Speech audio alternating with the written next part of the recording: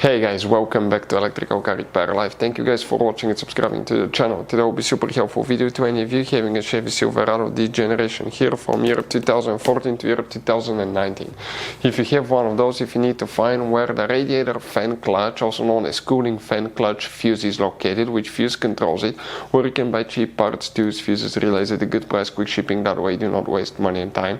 Well, it's always a good idea to test fuses and relays. All that will be covered absolutely free for your convenience. Make sure stay until the end.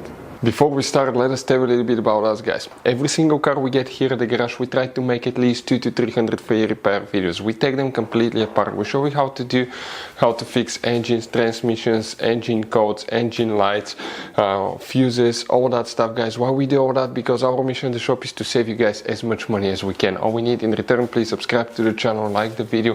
That way we can keep providing these videos absolutely free.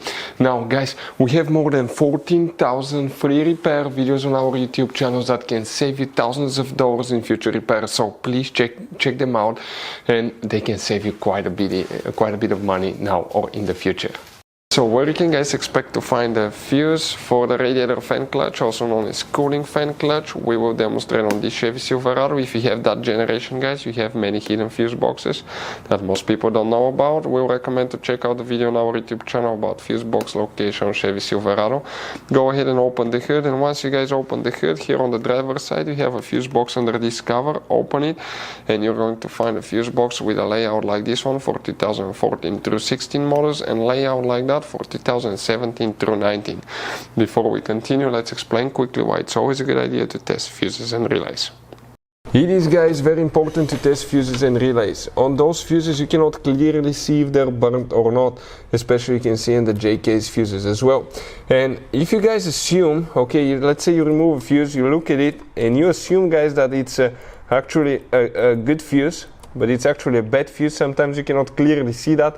What can easily happen, guys, at that point, you can put the bad fuse in and you start replacing parts and tools that you don't need to, so you lose your time, you lose your money to fix a problem that doesn't exist, when all we had to do is test the fuse and replace it. We'll put a link to a special video that will teach you how to test fuses, how to check relays very easily as well, guys. So check it out, it will be in the description of the video below. Now, guys, quick thing: if you need to buy fuses, relays, parts, tools at a good price, quick shipping, that way do not waste money and time, guys, we're going to put the links in the description of the video below for your convenience. Please check it out, that way do not waste money and time.